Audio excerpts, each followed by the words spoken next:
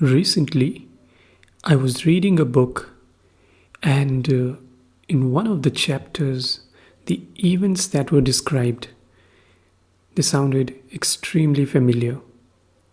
The book is called The Next 100 Years. It was written by George Friedman.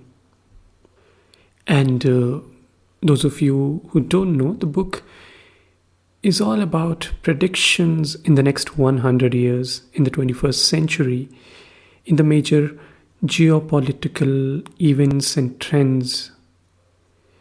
And when I read the chapter on Russia, I thought it was bang on.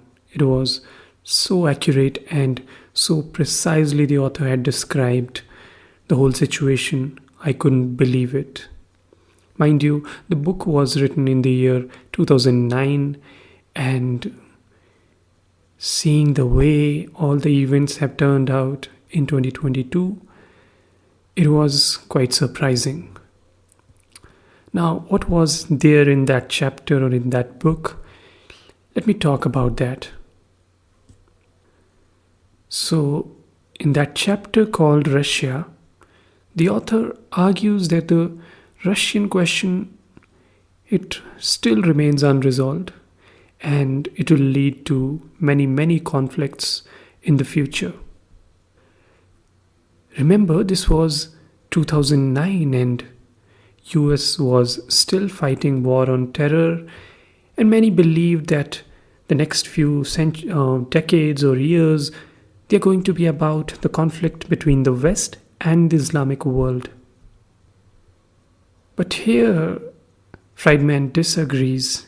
He says that the Russian question is the major one, not the Islamic question for United States of America. But what is this Russian question that he's talking about here? First of all, he tells us that in geopolitics, major conflicts, they repeat themselves. France and Germany, for example, they have fought multiple wars. And so have Russia and Poland, India and Pakistan, and so on. So, when a single war does not resolve an underlying geopolitical issue, the successive conflicts, they are quite inevitable. Now, coming to Russia, the country has clashed with the rest of the Europe on multiple occasions. The Napoleonic Wars, the two world wars and the Cold War, all of them, at least in part, they dealt with the status of Russia and its relationship with the rest of the Europe. So then he phrases this question very interestingly, and he says, if Russia is a united nation state, where will its frontiers lie, and what will be the relationship between Russia and its neighbors? And that is the Russian question. Unfortunately, none of these wars that we just talked about, they've been able to settle this Russian question, which means there will be more wars. And that is exactly what we are seeing in Ukraine. Now, to understand this conflict better and the deeper roots of the Russia and the Europe problem better, the author also tells us these two sides of the story, how Europe sees Russia and what are Europe's fears, and at the same time what Russia's fears are and what is its point of view. So let's first see from the Europe's point of view.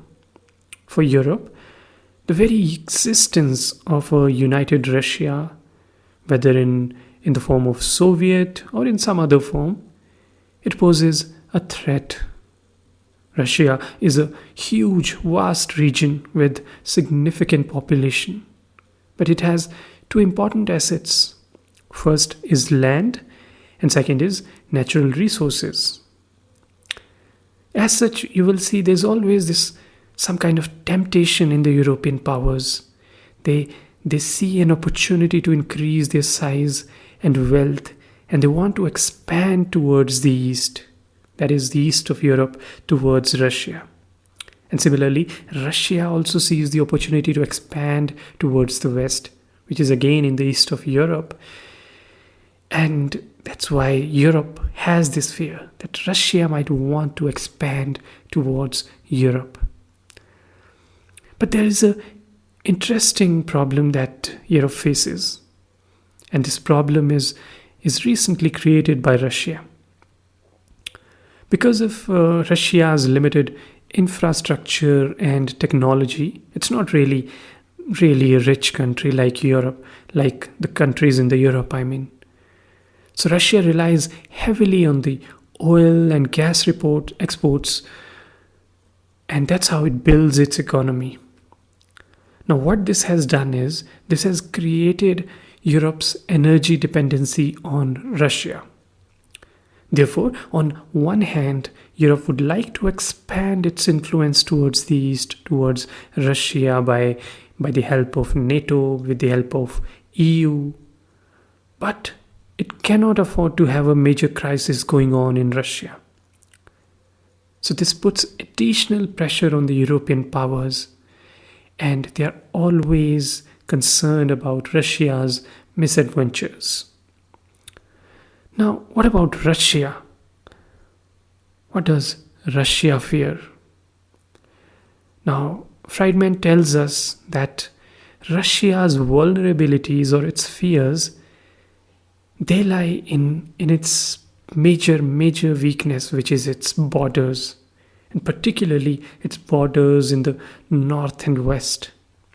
The author says, even if the situation is that Ukraine is controlled by Russia, as it has been for centuries, and Belarus or Moldova are a part of the Russian Empire, there are still no natural borders in the north. On the northern European plain, no matter where Russia's borders are drawn, it is open to attack.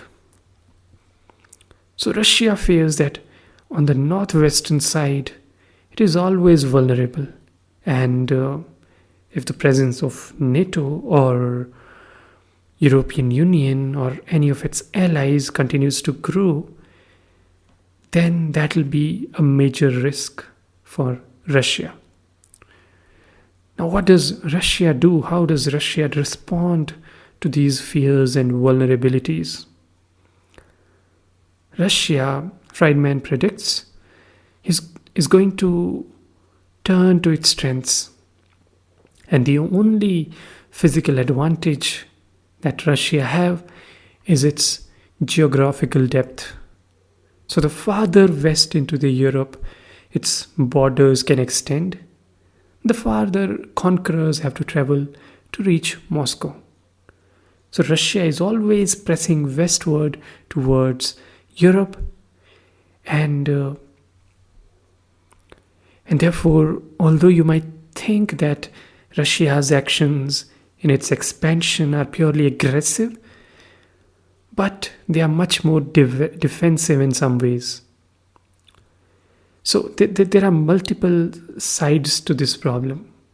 So one of them is, so a geographically insecure Russia would first turn to its military. It would strengthen its military. It would put all the money in the economy to develop the military, create that military infrastructure, buying or producing those weapons. And once it has done that, which it did in the early 2000s, then Friedman predicts that Russia is going to create buffer zones to protect itself from the rest of the world. And then after the buffer zones, it would try to create buffer zones for the buffer zones. So that means Russia's strategy is to create deep buffers along the northern European plain. And at the same time, what it can do is divide and manipulate its neighbors. Because what Russia cannot tolerate is some kind of, tight borders, and there are no buffer zones, and at some point its neighbors uniting against it. So it's always meddling in the politics of its neighbors, influencing their politics, and also occasionally expanding its military influence there, which is exactly what we are seeing right now in Ukraine. So I'm going to quote these couple of sentences from Friedman's book. He says, in the first phase, Russia will be concerned with recovering influence and effective control in the former Soviet Union, creating the system of buffers that the Soviet Union provided it. In the second phase, Russia will seek to create the second tier of buffers beyond the boundaries of the former Soviet Union. It will try to do this without creating a solid wall of opposition, the kind that choked it during the Cold War. In the third phase, Russia will try to prevent anti-Russia coalitions from forming. And that tells you why Russia is so sensitive about the prospects of its neighbors such as Ukraine joining NATO. So this threat was always there, this possibility was always there, and as Friedman has pointed out, or as he has predicted, the war will always be just around the corner. And that's why we should read good books, because then we already know what is going to happen and it's not really a surprise for us.